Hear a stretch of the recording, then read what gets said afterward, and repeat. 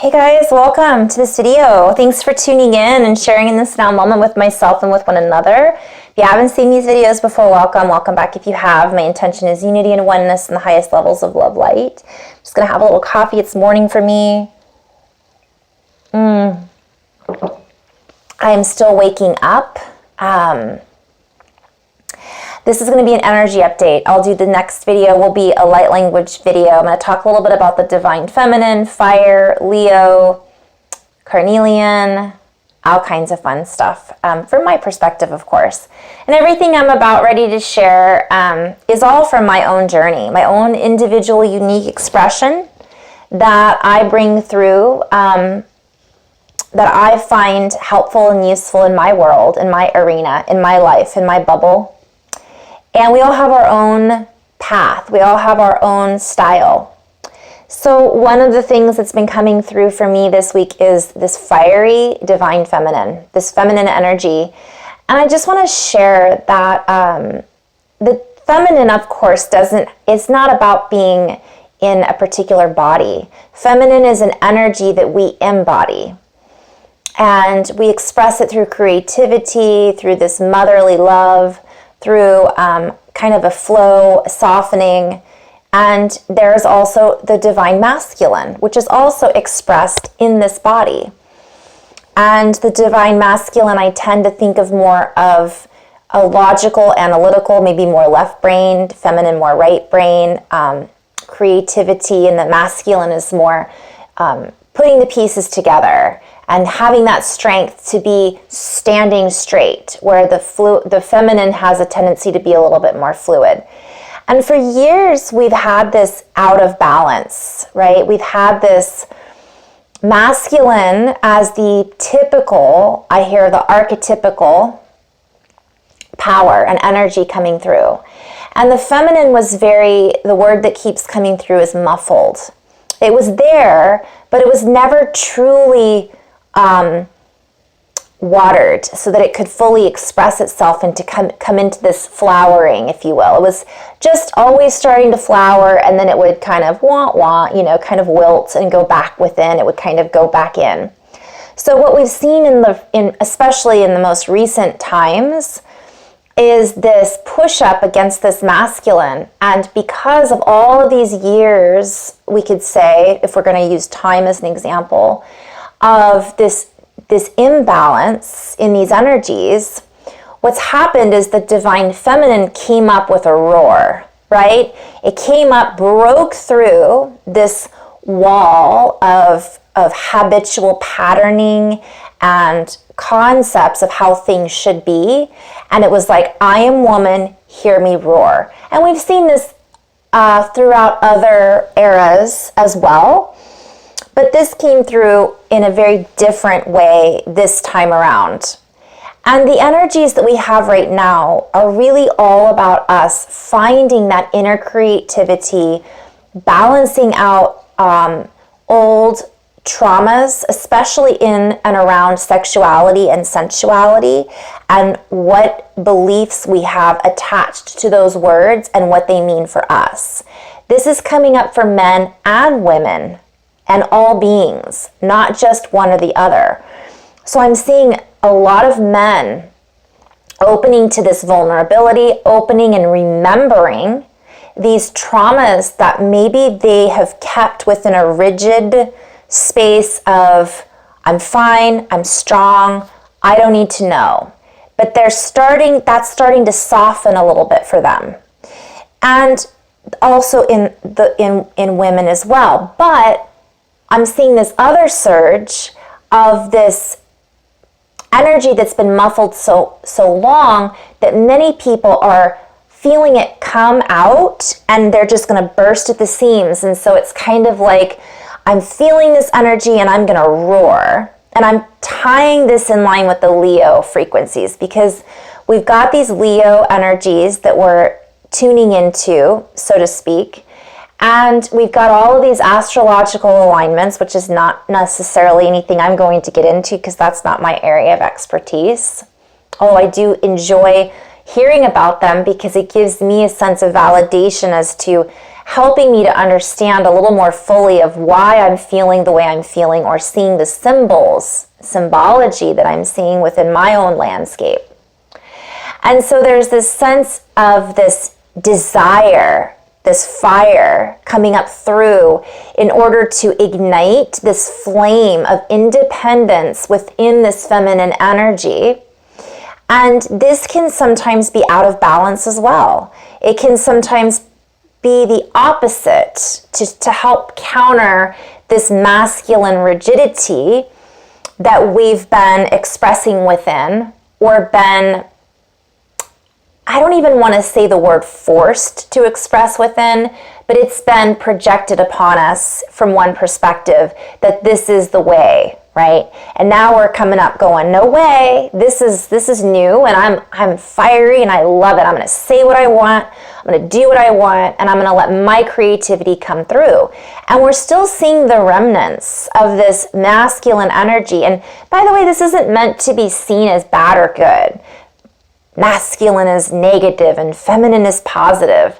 Although we could look at that from an electrical standpoint as well, and magnetism, right? Magnetism and electricity. But I'm talking about from a place of, I don't want to be too masculine, so I'm going to balance it out with my feminine. Well, that would be good because it's balanced. But we don't want to label one as more dense than the other. Because in reality, from my perspective, it's all about this merge. It's all about this bringing them together into completeness and marriage between the masculine and feminine, and then allowing that inner child to be remembered, to be birthed. And I keep getting this visualization of this feminine energy being this flame, right? It's coming up, and because it's been suppressed for many people, again, as a male, as a female, it doesn't matter, across the board, any being in any type of body, this feminine energy has been suppressed for many. And this feminine energy is sometimes this fluidity and ability to create. And again, it does have to do with sexual and sensual experiences, memories, traumas, decisions that we've made regarding that aspect of our life. And this is all coming up micro to macro. So as within, so without. So we're seeing it expressed in the social world around us, right? And so essentially what I'm feeling too is there's a pride about this pride of this inner sensuality and feminine rise.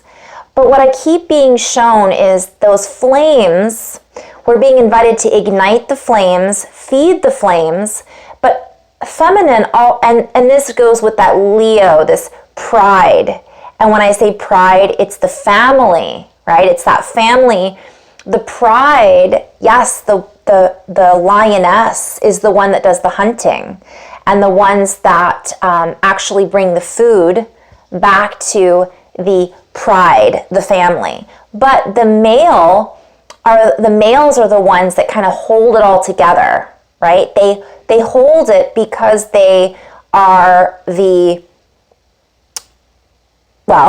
necessary. What I'm trying to share is that it's a partnership, and it's necessary in order to bring up this group and keep them together.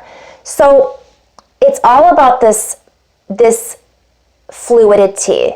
And the fire that I keep seeing is this feminine rise and this fiery energy that we've got with this Leo. We have the full moon. We're still in the energies of the full moon.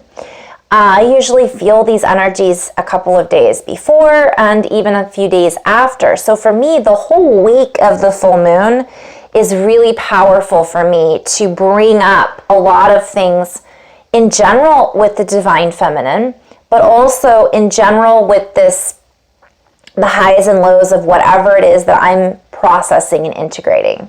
So, and I'll talk a little bit about that as well. So now we have this energy rising up, and I keep getting this reference to, and I'm wearing orange, red, because I was feeling this fiery energy, this rising phoenix, right? This coming out of the ashes, coming out of suppression. And so that fire gets ignited and it feels so good because it has possibly been ignored, forgotten, or suppressed for a really long time. And who knows how many lifetimes, whether you're, no matter what body you're choosing to embody in this lifetime. And the guidance that came through for me was, all right, fan the flames, move it with the breath, use the air, but don't forget that water is part of creativity as well. And water is also having to do with the divine feminine, and fire also has to do with the divine masculine. And don't forget, in order to feed these flames and not burn the whole forest down, because we're so fired up with this surge of the rise of the feminine, we have to balance that out so that we have a forest in which we can be in communion with. Our bodies, we burn out. And then what happens sometimes, what I'm being shown, is that we're overcompensating with this fire of the feminine. We burn out, right? And then all of a sudden the masculine steps back in to say, okay, I've got it from here, right? You were a little too crazy. Now let's bring in some logic and analyze this and break it down. And we're too exhausted to find that balance again. So then we shift back into this rigid, have to do it this way. And we fall back into old habit patterns. And this is just what I'm seeing in my own reality. And so the guidance is all about us fanning the flames, fueling the fire, but doing it in a healthy way.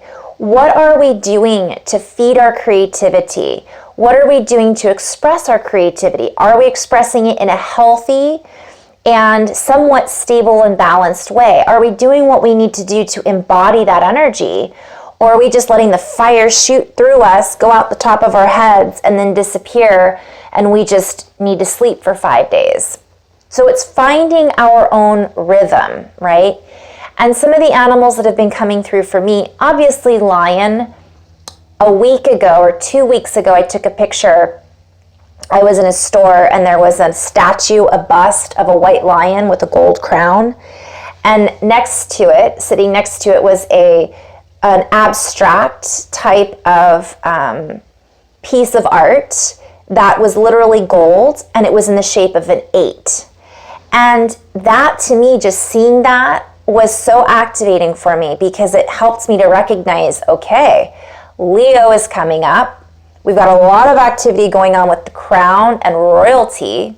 We've got this energy all around the 8, and this goes into a whole other flow, which I might go into later.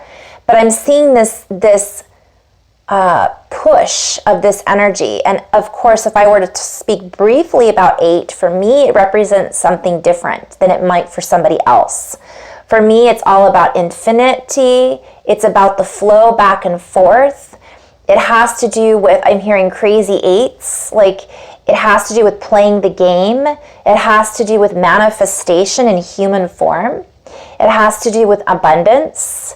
And so there was a lot that I kind of dipped into at that moment when I was tuning into the multidimensional message that was coming through and showing up for me in my physical realm, in my physical reality, in my physical blueprint. So of course, lion, it was like, okay, start to feel this energy because it's coming. And now we're in it. And this is 2 weeks later. But the animals that I keep getting reference are woodpecker and squirrel, which are these common animals, but they're so powerful. If we think of a woodpecker, it's this rhythm, right? It's this rhythm. And it's pay attention. What's knocking? Are we able to find that inner rhythm, which has to do with this feminine, masculine marriage, moving through the mirage. I come back to, if you've ever been to Las Vegas, the old Barnum and Bailey or not Barnum and Bailey, it was, if you guys have ever been there, it was the tigers and the lions, at the mirage. I'm just thinking about this old energy that was a mirage, that wasn't real. And so we're kind of moving through that and remembering this deeper web that we're all interconnected with. We're allowing that fire to fuel our creativity, spark the divine feminine, fan the flames, move it all the way up that spine, that kundalini, all the way up to the crown and beyond, connecting us fully to source and anchoring it and grounding it into the earth, and not burning up our forest with the flames because we're so fired up, because we've been so suppressed for so long, that we're forgetting that our flames are possibly going to burn our family, our friends, our partners, right? So on and so forth. Because recognizing that this is happening for everyone. So there is an essence of a vulnerability, especially in the, I would say the males predominantly right now, because as a male, many men have suppressed this feminine energy for a long time because they were taught that this is the way a man behaves, right? But it isn't about just the behavior of certain archetypes, if you want to call them that, and I keep hearing, well, I'll come back to that a little bit later. It's also, oops, I took my microphone off, not that it matters, but it's not just these behavior of be strong and manly and suppress your feminine instincts, which then leads to imbalances in many different ways. But it's also about things that may have happened, traumas that happened centered around being a man, or centered around sexuality, or centered around certain things that may have happened to people when they were younger that they weren't able to express. They couldn't tell anybody because they would feel shame. They would feel guilt. They would feel judged. So a lot of that is coming up as well, because this divine feminine energy, when you bring up things like shame or guilt, what that does is the feminine can be very soft. It allows us to find comfort.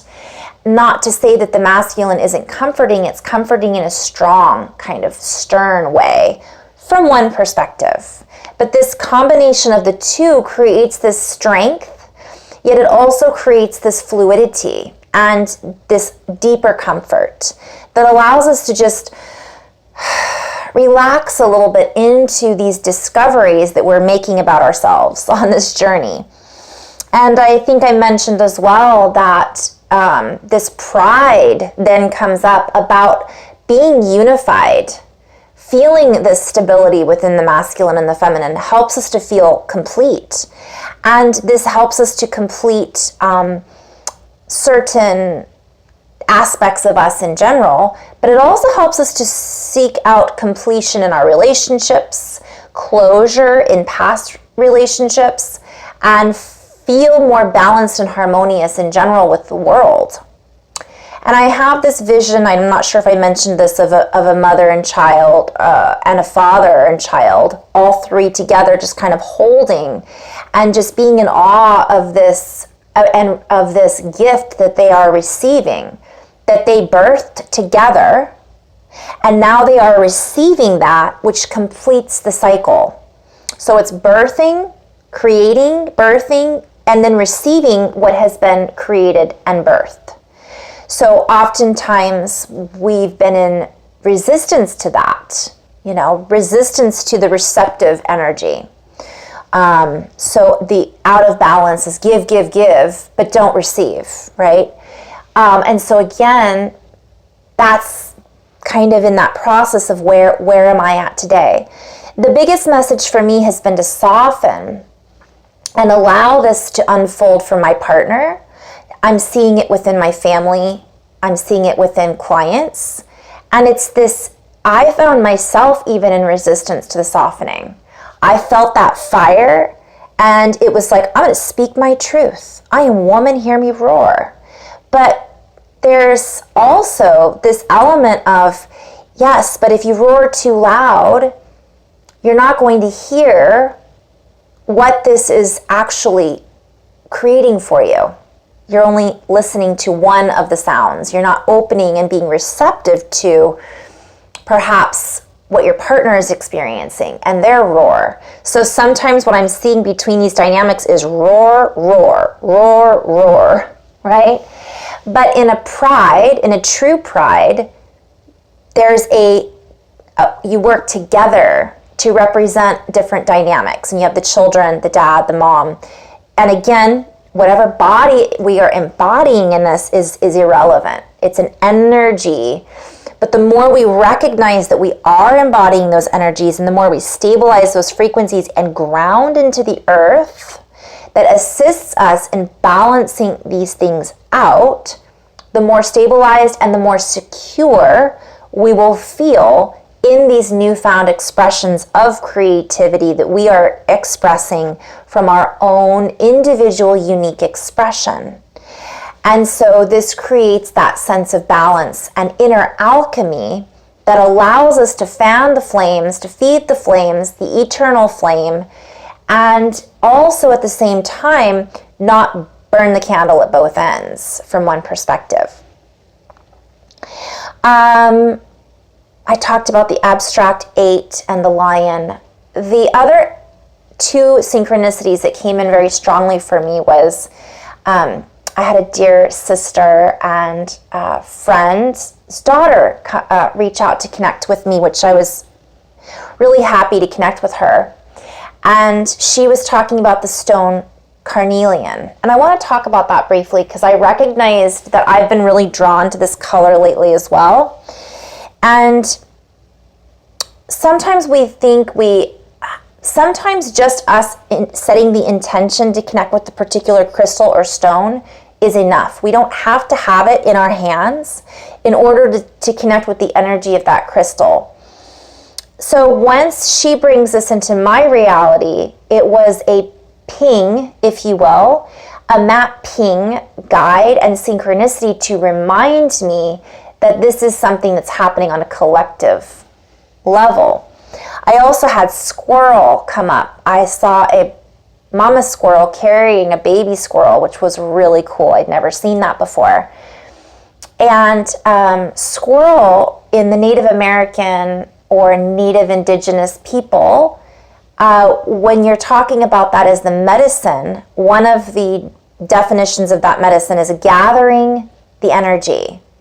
And the squirrel gathers the energy, gathers the resources and stores them up, right? Puts them in places, but doesn't store them all. Spreads the seeds. They spread seeds and then they hide them and they don't find them all, which is so symbolic because just because we've stored it or because we've put it away, sometimes we can just let it be. Sometimes we don't have to dig it up and look at it and then go and keep it and digest it. Sometimes it's gone. It's meant to be what it was for whatever it was at that time. So that's something that I've been also guided to just bring up and make aware. This has been brought to my own awareness, so I'm bringing it to your guys' awareness as well as one of my synchronicities. Now, if you go into carneliun, and I'm not even sure if I'm pronouncing that right, I had been shown cornucopia, and that had been coming up for me yesterday. And if you go to the etymology of carneliun, okay, it talks about, I'm just going to talk briefly about this. It's from the might need my glasses, cornel cherry. And it also talks about flesh.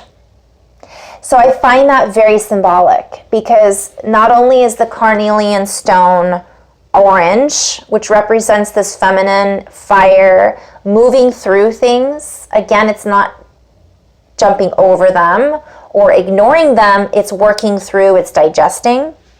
And I kind of went back and forth between squirrel and carnelian, but it talks about flesh, which I find so interesting because we are embodiments and we are embodying our higher aspects and these higher frequencies and these higher energies. And for many people, for many years, we weren't 100% in our bodies, right? We weren't fully embodying who we really were. And that's shifted for many of us, right? We were ignoring it. We weren't taking care of ourselves. And I keep hearing, we are the Word made flesh. So it's about us embodying our full potential and walking on earth as the human, the color spectrum that we have the potential of expressing within. Not just the masculine anymore.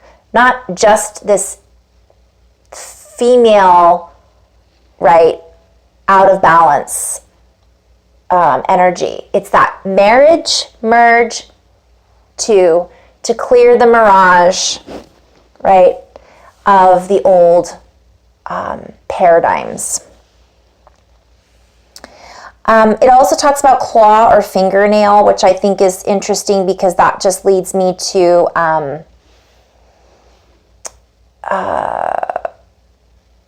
fingerprint. We're each individual, unique fingerprints on this earth as an expression. So, gosh, I could go into so many different places with this. It's a trigonal crystal system, which I think is symbolic. The three, the marriage of the three, bringing up that inner child, birthing that creativity, right? Remembering, as an inner child, we had play. We had flexibility and fluidity. We had moments of feeling strong, but it was with this elasticity that many of us have forgotten the art of playfulness, which also leads me back to squirrel. Squirrels are working, but they're also always playing at the same time. So it just, to me, is so symbolic. And recognizing when it's time to work and when it's time to play, but always carrying with us that softness and that inner adaptability to our environment to bring a sense of playfulness even when we are working. So that was another big message that came through. And that other message came through about the balance of feminine and masculine, bringing a playfulness to this rise of the feminine, right? Because when we become overly fired up, that actually makes the feminine rigid, and it actually creates a more masculine energy that then it perpetuates a masculine energy covered up. It's like a mask. We think we're being feminine, but we're really expressing it from a masculine energy. So it's not necessarily in the true fluidity and formation that it can be expressed when the two find that merge, that marriage, that union, if that makes sense. So if it's too strong, it's this imbalance. It has to be a sense of, okay, I don't have to go full throttle, even though this is what I am remembering is within me right now, right? Okay, so that's pretty much the energy update that I wanted to share. I think I talked a little bit about the moon energies. I feel them usually that week. Being aware of our synchronicities can be very empowering for us. I always talk about this, but this keeps coming up over and over again. I was walking and doing a walking recording meditation, and my guides are like, look at what's right in front of you. I see squirrels all the time. So I take them for granted sometimes. And the way in which the squirrel was interacting in my reality had been different. And I noticed it and realized, oh, okay, pay attention. So oftentimes we take things for granted. The other day my husband was walking and there was an osprey or a hawk feather on the ground, and he picked it up and it's like this perfect feather. And he's like, how did you not notice this? And I was just in my own little bubble and I wasn't being aware of my surroundings. But on the flip side, maybe that was good for him to notice it and for him to pick it up so that he was connecting with that energy. And so there's always these ways of expression that our environment gives us, that are we being receptive and are we accepting them, receiving them? Are we noticing them and receiving them and allowing them to be part of our lives? Or are we so fired up or so emotional that we're not able to kind of balance that all out a little bit? Be aware, but not in a tunnel vision. So there's so much more. I have limited time on this particular device. So I'm going to end on that note, and then I'm going to roll right into a light language and kind of energy share video. So thank you so much for tuning in if you've made it this far in the video in general. I appreciate your sharing with all of us on this journey together, because we are all making an impact and having a ripple effect on each other and the world in which we exist within and through quantumly together. Namaste.